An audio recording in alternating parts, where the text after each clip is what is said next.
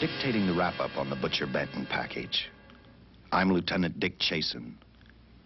This hadn't been a routine case, and to find the answer, I've had to put a lot of little pieces together. It began on the day most cases can be called closed. It was the day before the butcher was to be executed. He was visited by his attorney, Paul Lowe, in the death house. It was at this first meeting the Butcher Benton case took its first switch. Well, that's it, Butcher. The evidence against you was so strong, the governor turned down your appeal. You're a rotten liar, Lowe. You started railroading me from the beginning of the trial. And now you're still trying to throw me curves. Look, I don't blame you for being edgy, but get this straight. I didn't double-cross you. I never worked harder for a client. You mean you never worked harder for a client to get him sentenced? You were a fool, Butcher. If you hadn't tried to double-cross Squeamy Ellis and Joe Marcelli, they wouldn't have turned state's evidence against you. But you had to get greedy. You wanted to keep the whole $600,000 for yourself. Well, the boys got sore, and I don't blame them. It was all your idea. You planned the whole job. You hired us. When you found out I'd staged the money, you decided it was time for me to die. You got those two crumbs to turn state's evidence on me. You stinking rotten mouthpiece. We both know that isn't true, Butcher. Now, look, what's the sense in not giving me the money? It's not going to do you any good. Well, I'll have the satisfaction of knowing that none of you three crumbs are going to spend it. What about Eva? Don't you owe her something? If you tell me where the money is, I'll see that she gets your share. I've got a different idea. I'm going to kill you and Squeamy and Joe. Then I'll take care of Eva myself. You thick-headed ape, you're going to die tomorrow. Remember what I said? I'm going to get you, all three of you. Even for you, Butcher, that'd be quite a trick. So long, dead man. Remember what I said? I'm going to kill you, all three of you.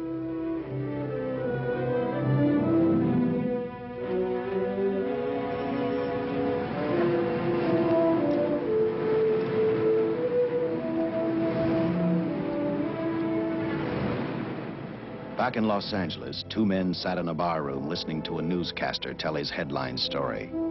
He played up big the butcher's threat to kill Paul Lowe, Squeamy Ellis, and Joe Marcelli for their having turned state's evidence against him. Squeamy Ellis didn't seem happy over the butcher's threat. Neither did Joe Marcelli. But they had figured, once a dead man, always a dead man.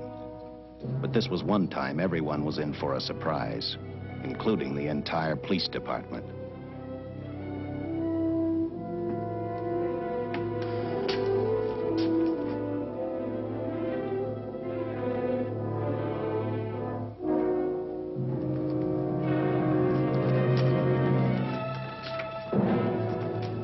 Seen the headlines, Captain? Teletype just came in from San Francisco. Butcher's execution is set for 5 o'clock this afternoon. And like the newspapers say, he still refuses to talk about that stolen money. Well, I still have hopes of coming up with something. That's what I dropped by for, Dick. With Butcher's execution, the department's marking it case closed. That means you'll be reassigned. I've spent a whole year trying to break this case. As far as I'm concerned, Butcher's death is just the beginning. Of course, I can't prove it, but I think that Paul Lowe was the top man. And even though I have to keep working on it while off duty, I'm going to get Lowe, Squeamy Ellis, and Joe Marcelli. Okay, Lieutenant. Officially, I've taken you off of the case. Unofficially, I wish you luck. Do me a favor. Keep me posted. Will do. Thanks, John. I headed for Eva Martin. She worked in a local burlesque house. I'm a cop, and my job is to ask questions and get answers. So I decided I might as well start again with her.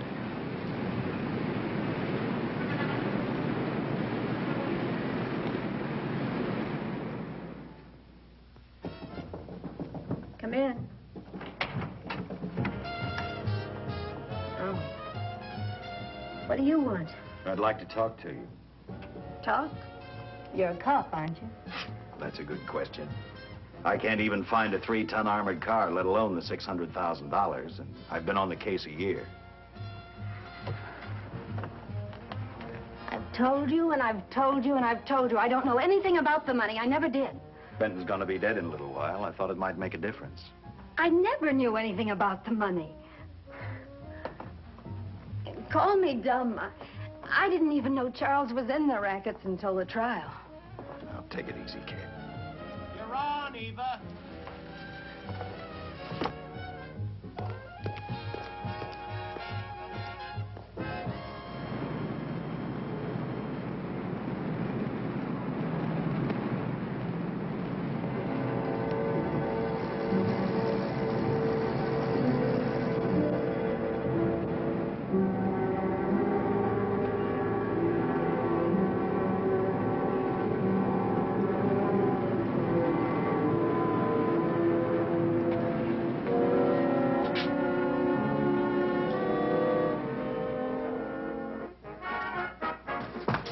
Honey, here's your wrap.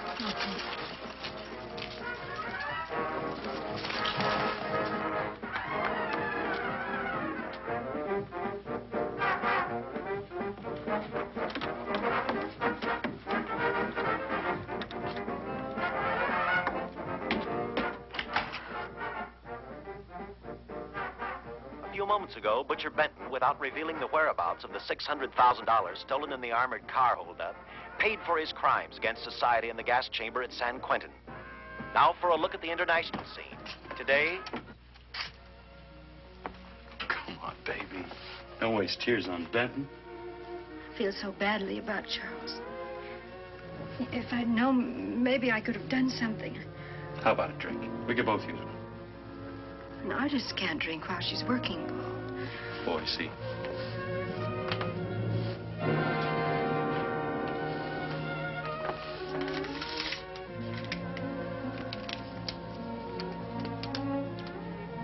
What's that?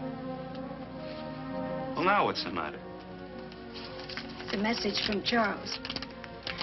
He told me to open it if he died. Finale, Eva. All right. How about a steak after the show? No, thanks. Not tonight, Paul.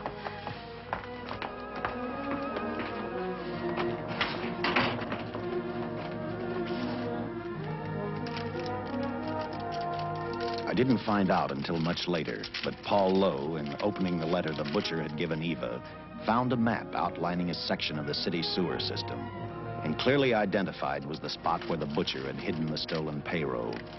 He replaced it with a $50 bill. I guess he figured $50 to gain $600,000 was not a bad day's work.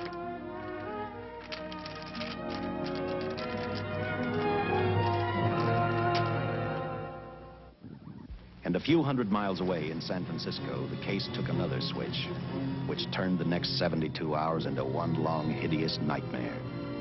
Dr. Bradshaw, a distinguished biochemist, was making preparations for a final experiment which he hoped would lead the way to a cure for cancer. He'd been successful with laboratory animals. The last step called for a human body. And Dr. Bradshaw's assistant quickly made a deal with a local mortuary and returned to the laboratory with the dead body of Butcher Benton.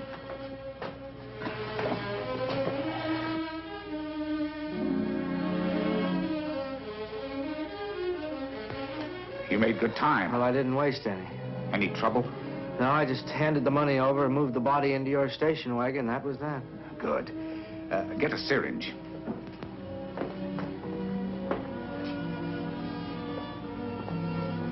He's in good shape. Well, I hope so. We'll get other blood samples later. We'll run this one through fast. Right. Now wheel him into the machine and then raise him. Right.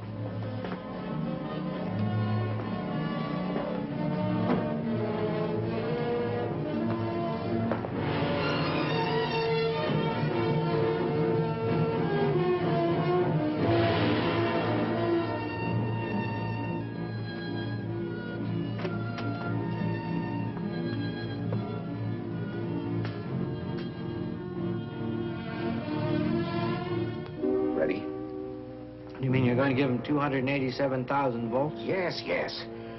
I'll get the fluoroscope set. We'll check with that before we start dissecting. Turn off the lights.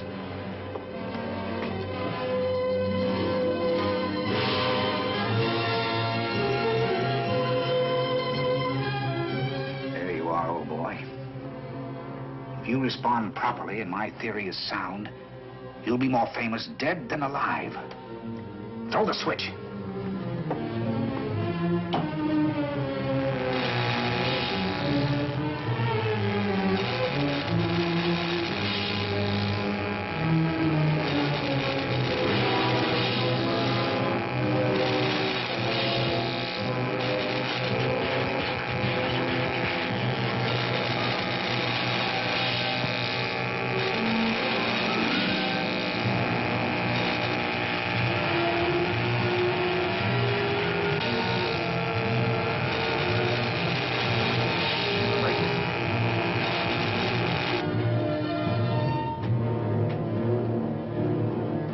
Wait, I thought I saw a pulsation of the heart.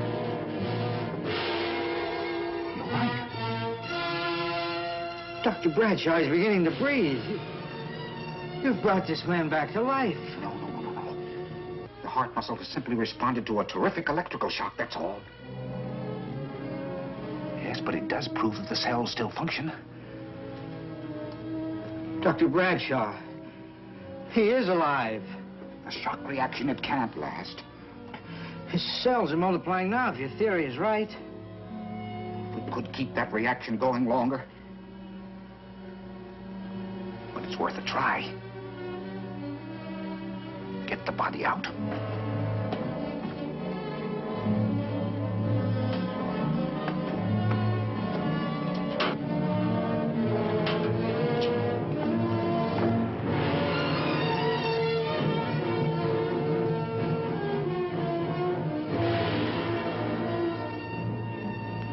Get some adrenaline from the supply room. Some amyl nitrite, too. Hurry, hurry.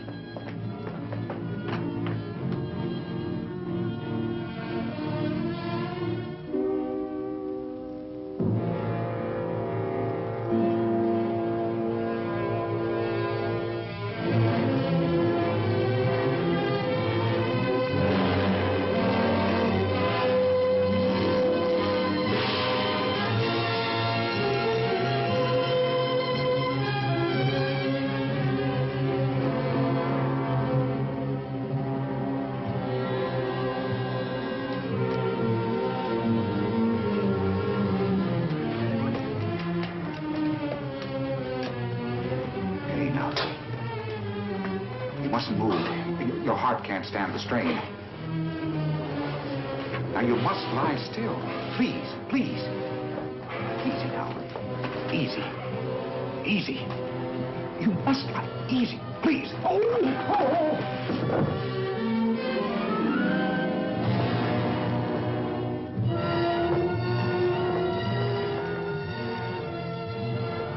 Dr. Bradshaw's experiment had given life back to the butcher. He tried to talk, but the electrical voltage had burned out his vocal cords. Yet it hadn't destroyed his brain. He knew who he was. He knew who he hated. As he stumbled about the room, I think he thought only about one thing: kill Lowe, Squeamy, and Joe Marcelli. The tremendous electrical voltage that Dr. Bradshaw had given the butcher had increased his cellular structure to the point where he was no longer a man. Dr. Bradshaw's experiment had created a vicious, brutal animal with an almost inconceivable amount of strength. Dr. Bradshaw must have believed the butcher's regained life would last for only a few minutes. Therefore, instead of calling for help, the doctor decided to handle his creation alone. Now, easy, Benton. Just relax. I'm a doctor. I want to try to help you. Do you understand me? You're in my laboratory. The execution was carried out and you were declared dead. I tried an experiment on you and brought you back to life, although I didn't intend that. Now, you've had a great shock. Now come and sit down. Now, be quiet. Now, come and sit down. Take it easy. That's the boy.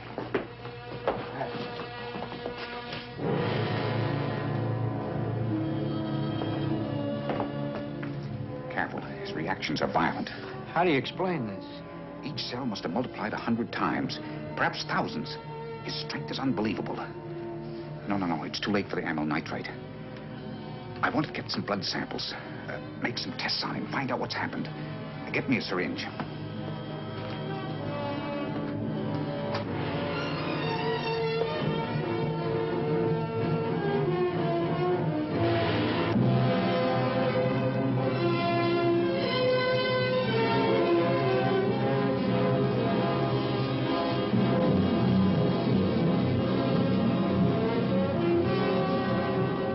Why won't the needle penetrate the skin? Tissue must be nearly a solid mass of cells. How are we going to get the blood sample? Surgically, perhaps.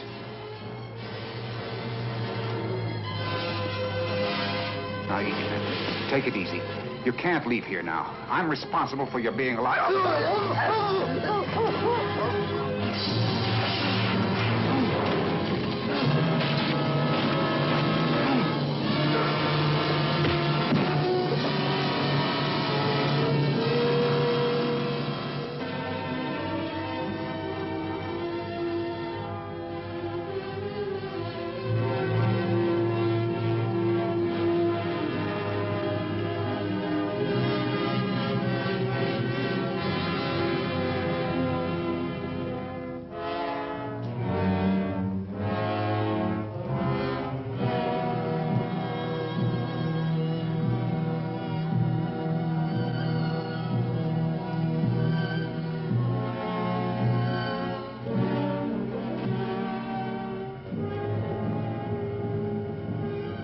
Towards the end of this case, Captain Lauder and I found out the doctor and his assistant had been murdered.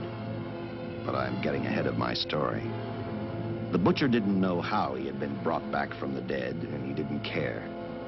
All he knew, he was alive. Then this monster-made man started thinking about Los Angeles.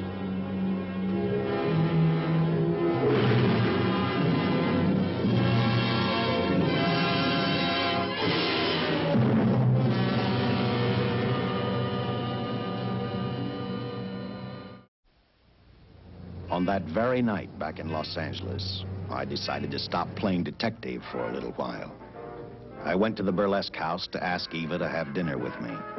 After all, the butcher was dead, and if I got lucky, sooner or later, I figured Paul Lowe would lead me to the stolen payroll. In a way, that possibility made me even feel better. It's not fair to watch the show from backstage. Next time, I'll pay admission. I take it by that remark you like my routine. Yeah, you're pretty good. What I can't figure out, though, is why you stay in a place like this. It shouldn't be hard for someone like you to get a job in a class spot. If you weren't a detective, I'd be willing to bet with a line like that your next remark would be, how about dinner? Well, not exactly dinner, but a hamburger might be a good idea. If you're asking in an official capacity, I can't say no. I'm off duty. For the past 6 months, all I've ever called you is Lieutenant Chasen. Do you have a first name? Dick. Give me 10 minutes for a quick change, because you just made yourself a date, Lieutenant. I mean, Dick.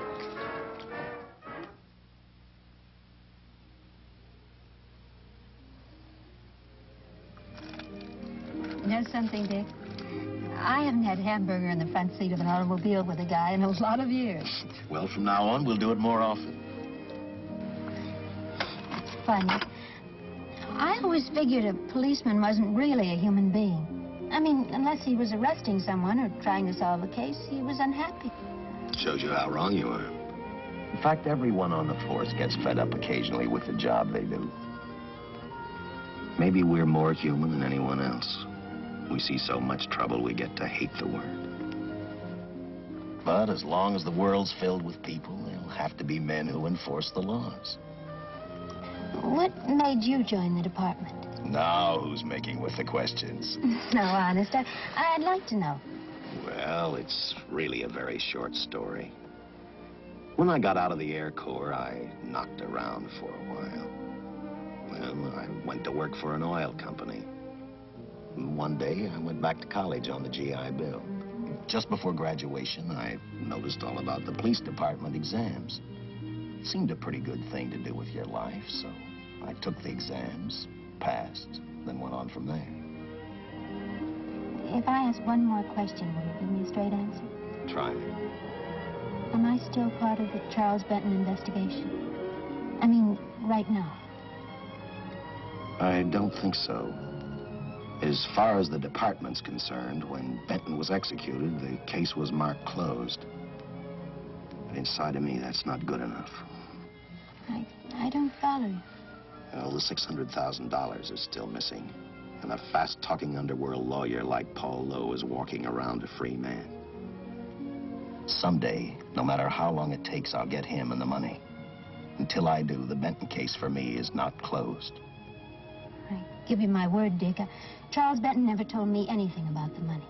Oh, I've been sure of that for a long time. But how did you ever get mixed up with anyone like the butcher? This trouble ever started just happened. I had a roommate who used to date Benton all the time. One day she packed and left for Chicago.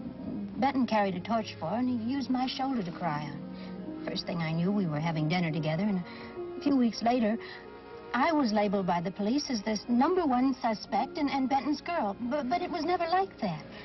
I made only one mistake. I felt sorry for him. You mean, until he was arrested for the robbery and the killing, you had no idea how he earned a living? I know this is going to sound crazy, but I only went out with Benton a couple of times. And all we ever talked about was Madge, my old roommate. The last time I saw him, he tried to get too friendly, and that's when I told him he had the wrong girl. But like I said, I'd already made my mistake. What about the burlesque house? How do you two fit together? You sound like a lot of other people. I left a small town a couple of years ago because I won a beauty contest, and the first prize was a screen test. After which, nothing happened? That's right. Only, it was pretty rough. And then one day I read an ad about girls wanted for a burlesque show. I auditioned and I got the job. You know something? It's like any other job. If you're looking for trouble, you can find it even in a schoolroom. Well, when the screen test didn't work out, though, why didn't you go on home? Well, first you have to have a home to go back to. My folks are dead, so Los Angeles was as good as any place else. I don't know about you, but I do 8 shows a day, and at this hour I'm bushed. I know what you mean. Mind if I drive you home? No. And I'll tell you something else. I haven't minded anything about tonight. Not even the hamburger. I kept playing tag with Lowe. He made 4 telephone calls. 3 of them didn't interest me, but one did. The one to Joe Marcelli. I watched Joe head for his meeting with Lowe, and for some unknown reason, I began to get the feeling that this case was finally about to explode in my favor.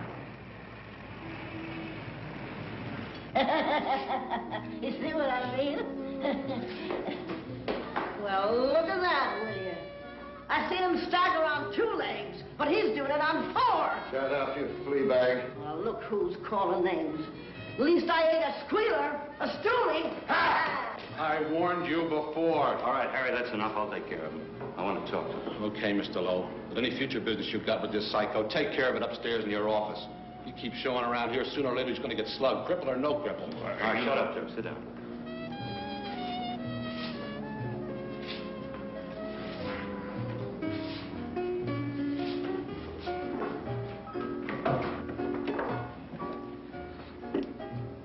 I need a shot, bad. You'll get one after I talk to you. You sober enough to understand? Yeah, I run out of dough. No wonder. Look at you. You used to be the best torch man in town. Now, I don't think you could crack a safe if you knew the combination. No jobs. Nobody wants me since I turned stakes on Benton. That's your doing. You talked me into All right, it. quit crying. I got a job for you. If you can stay off that stuff long enough. You know I can if I've got a job. How much? What is it? There's $2 grand in it for you. Where? Right near where he pulled the job. Interested? $2 grand ain't much out of 600,000. There'll be other expenses. Besides, that money's plenty of it. Now, you want it or do I get another boy? I'll do it. How soon do you want me to go to work? Set it up for tomorrow night. Call me before noon. I'm going to the races. 1. And that's all. The job's over.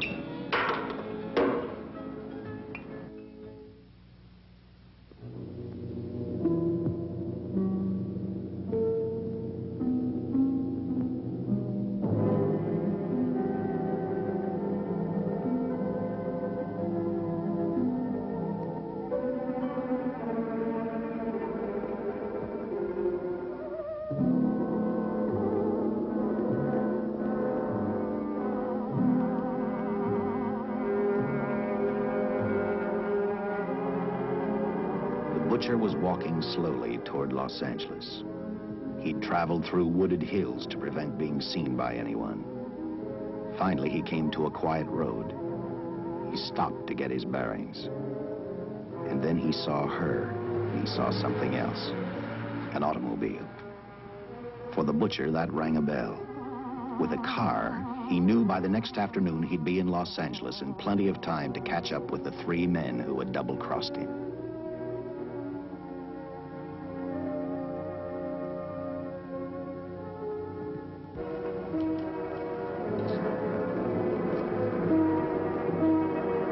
Well, see, you're a real gentleman to be helping strangers in distress. I hope you don't mind me using the babe here as bait. Quite a dish, isn't she? But that's what she gets paid for. Bait, that is. Yes, sir. She's a real shaker artist of my outfit. Carnival man myself. Just call me Connie.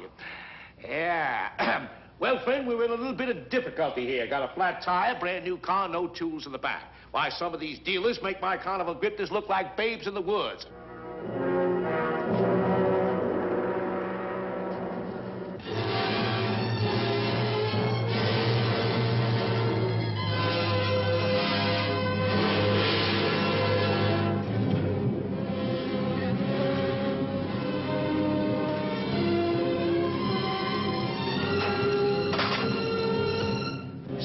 Holy. Say, who you with, friend? Let it down. Let it down. No matter who you with, friend, believe me, I can do better for both of us. I'll make a fortune for the both of us.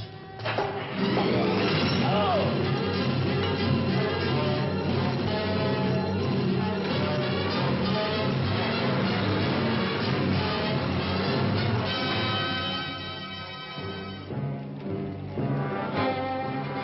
An hour later, the San Francisco Police Department sent out an APB. Squads were sent to various parts of the countryside.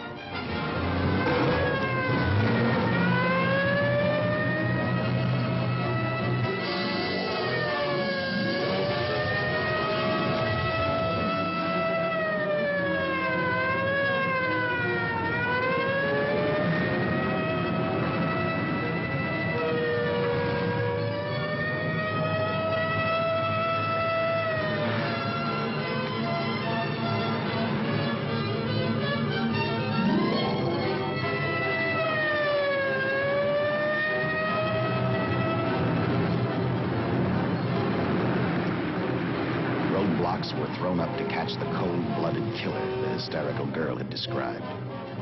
Each squad kept reporting back to central headquarters, and each of their stories was the same. So far, none of them had spotted the car the killer was driving. Orders were given to shoot to kill, because from the girls' further accounts, they realized they were dealing with a maniac.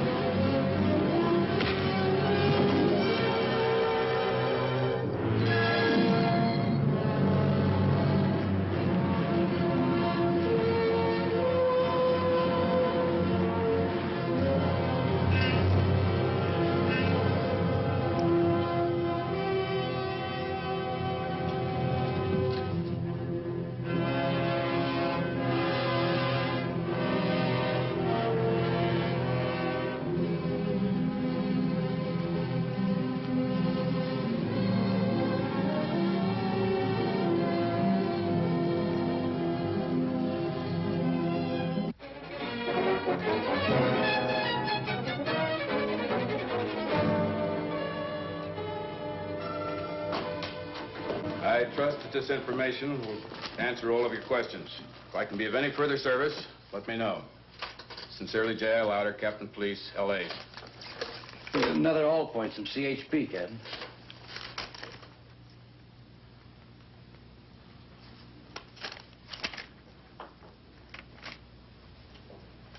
These reports sound like they come from a bunch of loonies. You sure do. There it is. Sergeant. Yeah. I want Lieutenant Chasen to look these over as soon as he comes in. All right, Captain. The next morning, I read the stories of the brutal murder of the 2 police officers. I also read the witness's statement about the bullets having no effect upon the killer. I felt sorry for the witness, and I thought about how easily a person's mind can become confused when suddenly they receive a brutal shock. I didn't believe a man existed who could not be stopped by a slug from a .45. Good morning, Captain. You and the rest of the force are going on 24-hour duty. Seen the headlines? You mean this guy that's running amok up north? Yeah, the latest report, he's killed 2 police officers. Made a getaway in a green coupe heading south. I've got a hunch this killer's gonna be our baby. He could be in town right now. Yeah. You better get started, Lieutenant. Okay. Any new leads on that holdup money? I think the girl can probably be counted out. If any of the others are wise, they're keeping mighty quiet. Well, let it ride for now. The whole force is gonna be on the spot until we catch this killer. Newspapers will have a field day.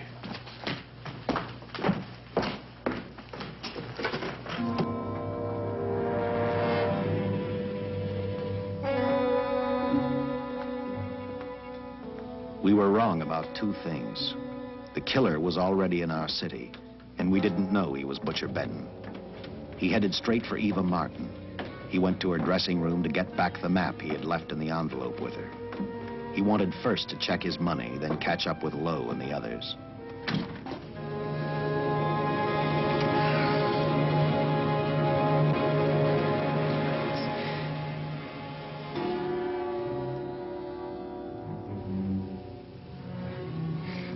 Can't be.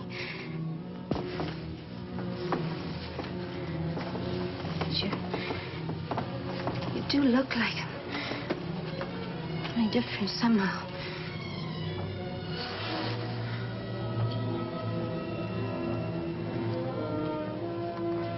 It is you. Why didn't somebody tell me? What's happened, Charles? Those look like bullet holes. Are they?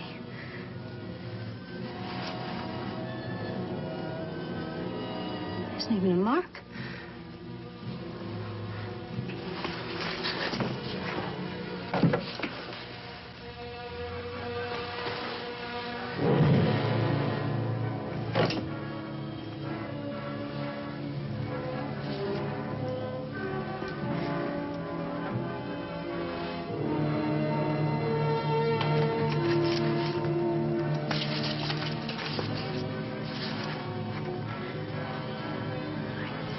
I opened it like you told me, and I found the $50.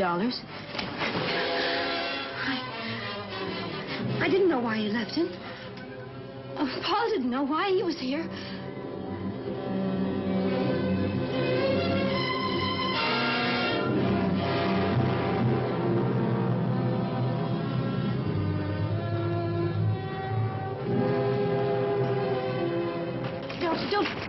Don't play crazy.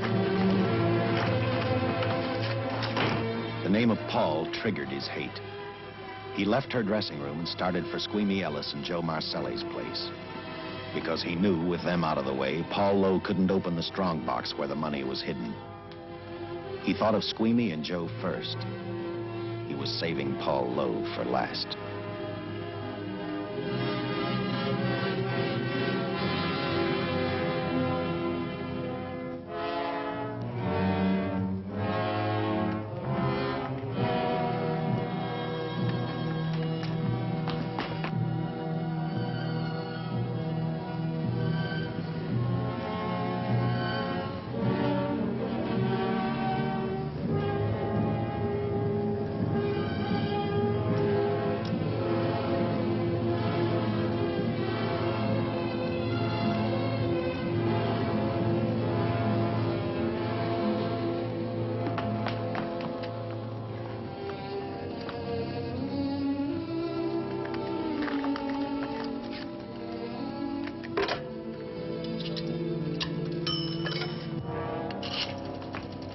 Eva, can I borrow your eyebrow pencil?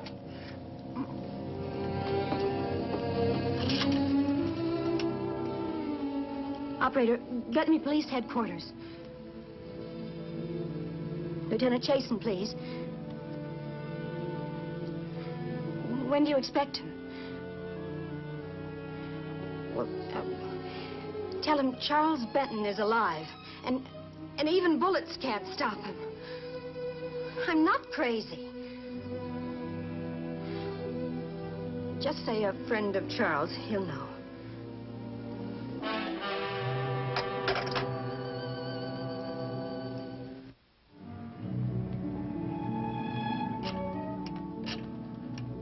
After leaving a message for me, Eva telephoned Squeamy Ellis. She tried to tell him the butcher was alive and on his way over to kill him. Squeamy didn't believe her, and in a way you couldn't blame him. Who in their right mind would believe a man had returned from the dead? What Squeamy actually believed was that the butcher, before his execution, had hired a killer to carry out his threat.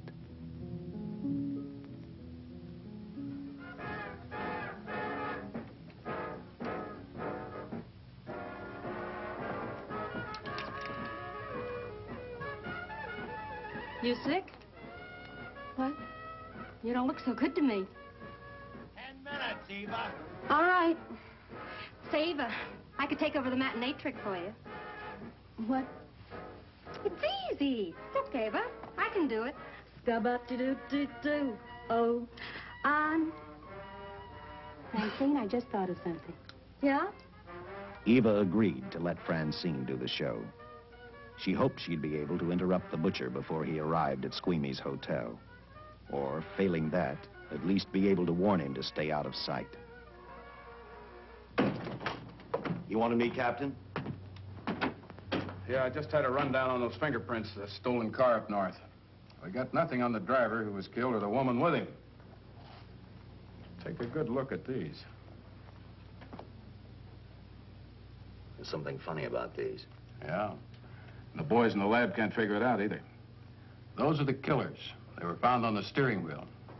Looked like they'd been stamped in with a steel die. They sure do. These are Butcher Benton's. What? Well, they look the same to me. How do the lab boys explain that? They don't. Their best guess is a twin brother. An identical twin could have the same pattern of whorls with only slight variations. Ever hear of the butcher having a twin brother? No. Even if he did, it wouldn't explain these freak prints. You didn't pick up your message, Lieutenant. Some wacky dame calls you. And she says Charles Benton is alive, and bullets won't stop him. If we buy the twin theory. Who was she? Where'd she see him? Well, she wouldn't leave her name.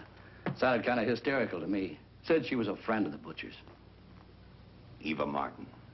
Get over to Follies and see what that girl knows. Yeah. Some guys have all the luck. I never drew an assignment to the Follies.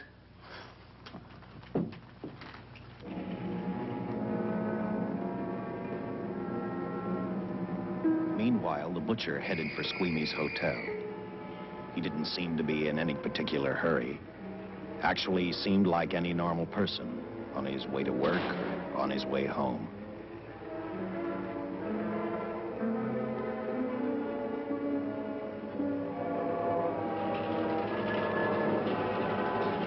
He rode up Angel's Flight, arrived at the top, scanned the hotel building, and then noticed the only exit from Squeamy's apartment, a fire escape.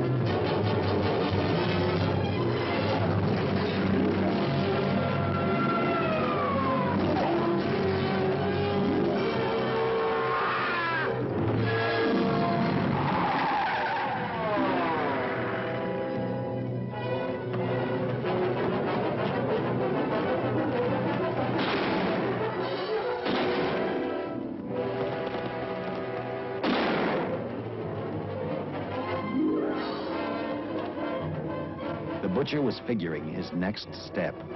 And as he looked at the dead cop, he thought about Paul Lowe, the next man on his list. Seen Joe Marcelli? Not since last night when I told him I didn't want him around here no more. Give me a shot.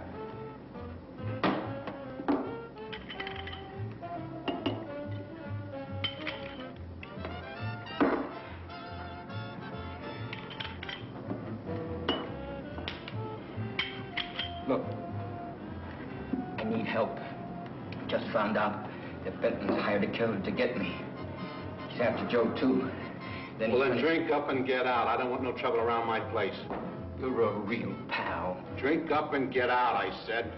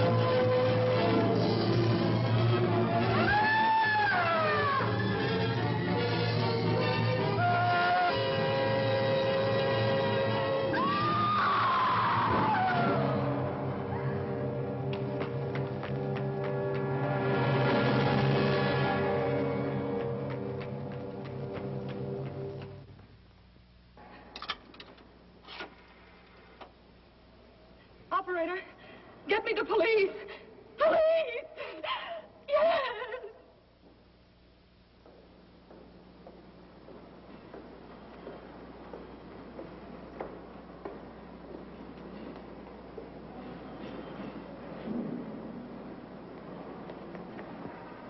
What's happened? A guy named Squeamy got thrown from the 5th floor. He's deader than a mackerel. Customer of mine. You mean Squeamy Ellis? Yeah, that's it. Just Squeamy. No one else was killed. Ain't one enough?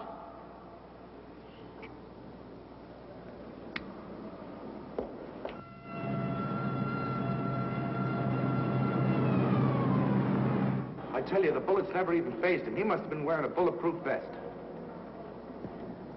God help us when the papers get a hold of this. Keep an officer on duty here till you hear from me. We'll get a stakeout on Joe Marcelli. I'd like to talk to Joe. Lauder, I'm going to call San Quentin. Suppose Benton is alive. Every available man's been put on the case now.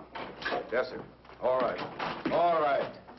Anything new? Report on Dr. Bradshaw, owner of the station wagon.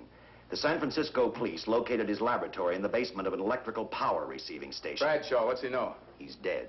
And another man, too, his assistant. The lab is a shambles. But now we're getting some action from San Francisco. Benton's body never arrived at the mortuary where it was supposed to go. An attendant there finally broke down, admitted he picked up some quick cash by handing the body over to a man he was unable to identify. The man was driving a station wagon.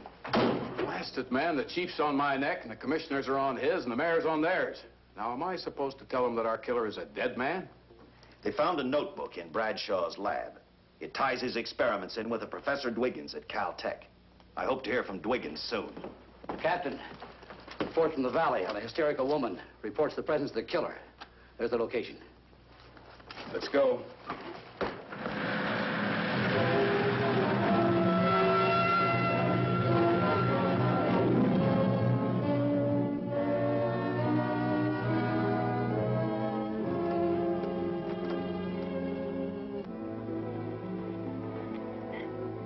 You and your boyfriend had a little fight, and he got out of the car to take a walk. You noticed that he walked down toward the sump area in the direction where you'd seen those lights a short while before. What happened then, miss? Please try to tell us. Well, I just sat there a few minutes, I guess. I was pretty mad. Then there was a loud crash, like heavy metal, sort of, from down here. I got out of the car to get a better look. I heard Jimmy cry out something. I couldn't make out the words. Then down here, in a patch of light, was Jimmy. And coming toward him was this man. Big man. Lifted Jimmy up over his head like he didn't weigh a thing. Jimmy screamed. Just once, before he broke Jimmy's back. I heard it snap, not far away. Then I started running till I found this house. They let me use the phone. Thank you, mate. We'll see that you get home right now. O'Malley, see that the young lady gets home all right. Paul Lowe, while driving to his office, heard a radio commentator report the murder of Joe Marcelli. And what shocked him most was when the broadcast identified the killer as possibly being the butcher. Lowe headed straight for Eva Martin at the Burlesque Theater. Oh, you gave me a start, Mr. Lowe. What are you doing here? Where's Eva? Oh, I'm taking her place. I'm going to wear her costumes. What's it to you? I asked you, where's Eva? Hey, don't get physical. Well, what's your tone of voice, Buster? I told you. Little Eva isn't here. I could see that for myself. Where is she? She's at police headquarters. That's where she is. Yes, sir. No, sir. Captain Lauder's still with the mayor. The killer dropped out of sight. He was last seen in the Hollywood area. Yes, sir. We know he's dangerous. Every angle's being covered. Yes, sir. I'll tell him.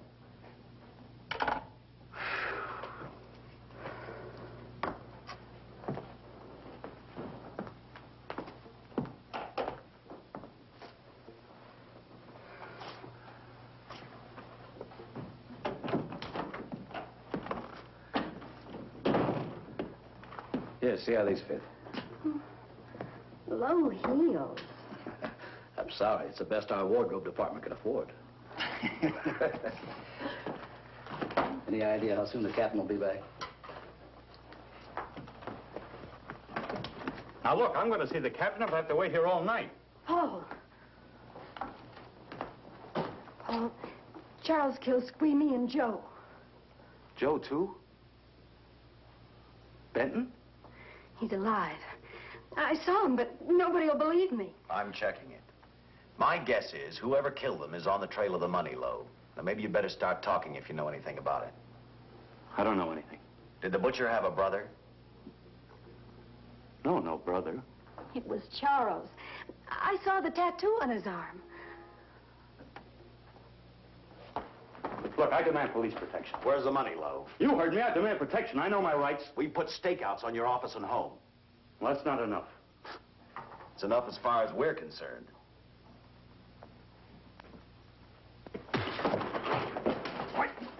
Now you gonna book me, Sergeant? Then throw away the key.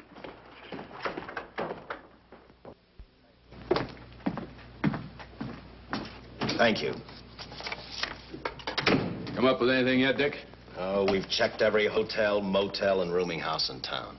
We've run a cross-check on every hangout Butcher ever used. Net results, blank. This is incredible. We not only discover a dead man turned killer, but it's beginning to look like he plays ghost, too. He's somewhere in this city, and if we have to take it apart brick by brick, we've got to get him. I may be way off, but I think Paul Lowe could tell us a lot. Maybe, but it's a cinch he's not going to. Well, suppose he had no alternative. You better grab some coffee. Your mind's beginning to play tricks on you. No, now, wait a minute.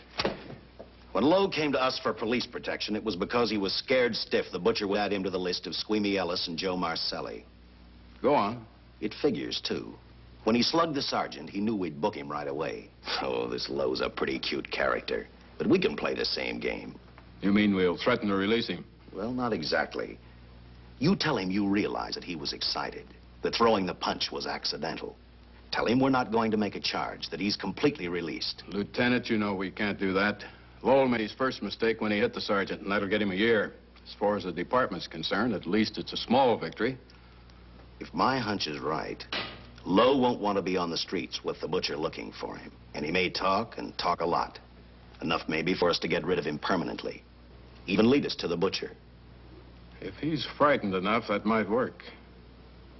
But if it doesn't... No, Dick, I'm not going to release him. I want him out of my way so bad I can taste it, but not bad enough to be responsible for getting him killed. The good thing about that, Captain, is the fact we know it, but Lowe doesn't. Let's give it a try. All right, Lowe. Come on out. I think you'll find everything in there. You're free to go, Mr. Lowell. Wait a minute. Who do you think you're kidding? You arrested me for assaulting an officer. Court, I'll plead guilty. With luck, I might get off with 6 months. For a lawyer, you're forgetting a very important point.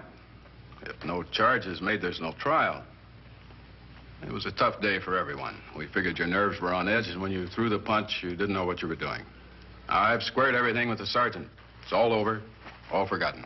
Yeah? Why'd you bring a stenographer? Simply because I wanted a record of our conversation at the time of your release. Okay, Lowell, let's go. Oh, wait a minute. Once out on those streets and I'm a dead man. You let me go, you'll be responsible for murder. Oh, come off it, Lowe. You're imagining things. You know the Butcher threatened to kill me. You set me free, he'll do it. Well, that's just a risk we'll have to take.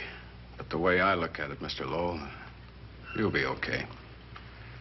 Look, Captain, I'll make a deal with you. You keep me here, and I'll tell you how to recover the money. Maybe even catch the Butcher. No deals, Lowell. You'd probably tell us anything just to stall for time. Come on, let's get out of here. Now, wait a minute. All right. I'll tell you the truth. Start taking this down. I, Paul Lowe, hired Butcher Benton, Squeamy Ellis, and Joe Marcelli to pull off the armored car holdup. And then Lowe continued with his confession. He told us about finding the map. He showed us the exact location of where the Butcher had hidden the stolen payroll. And he gave us a most important answer. The explanation as to how the Butcher was able to elude detection. His means of escape was the sewer system beneath our city.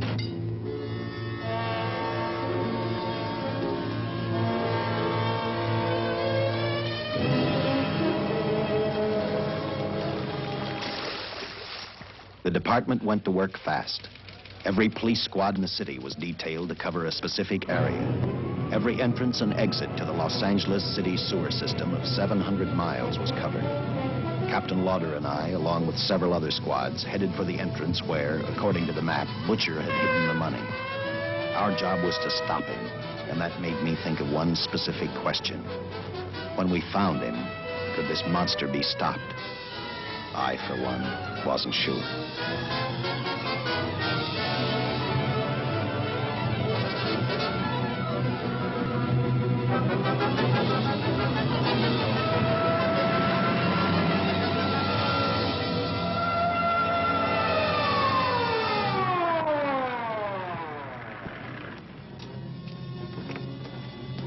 Everything all set, Lieutenant? City engineers mapped out each possible exit.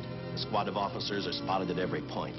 If the butcher can be caught, now's the time. Well, after I talked to Caltech, I called on the fire department for a little help. The professors thought a flamethrower might stop him. Flamethrower? I suppose their boys have had a chance to join our squads by now. I see we have one with us here. Have you thought about what'll happen if this doesn't work? No. I've been praying too hard that it will work.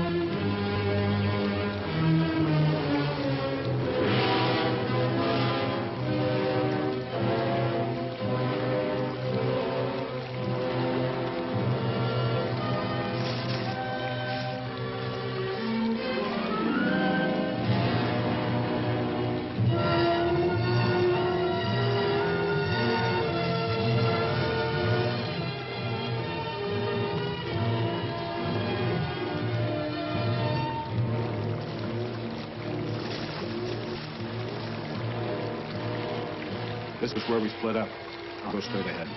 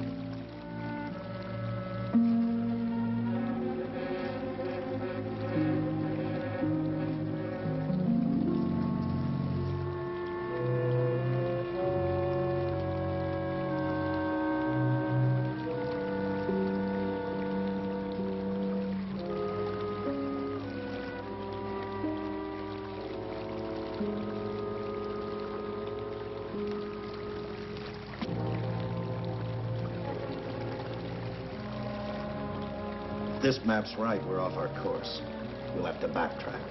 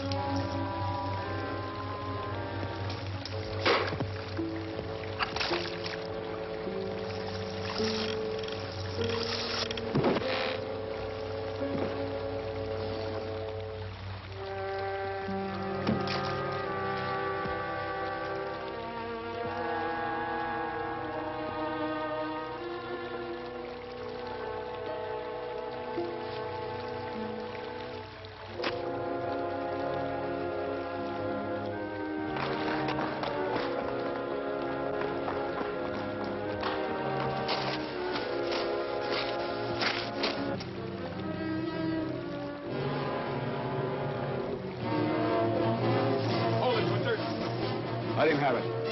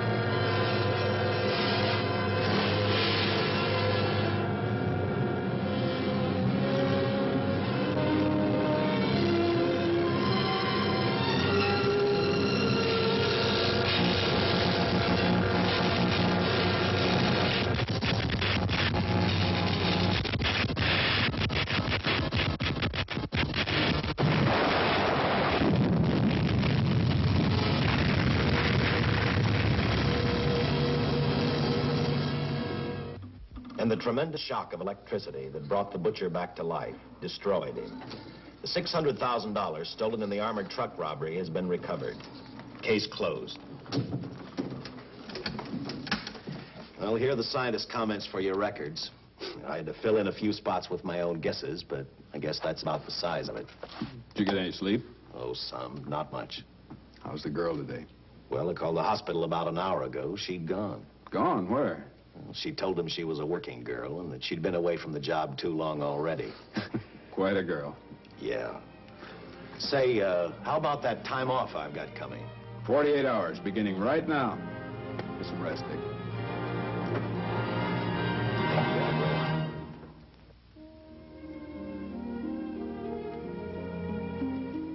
something, Dick? The past 72 hours seem like a bad dream. That rest in the hospital today really gave me a new lease on life. Now that it's over, I can't believe it actually happened. The important thing is to remember it is all over. I suppose you'll be assigned to another case. I'll have to give up hamburgers in the front seat of the car for steaks in a restaurant. No, I've thought about that. In fact, I decided to do something about it. I started by talking the captain into a short holiday, and just about an hour ago, I got you fired. What? What did you do that for? I figured that being my wife would take up all of your time. Even if I wanted to say no, I couldn't. You're not supposed to say no to a detective. I figured that, too.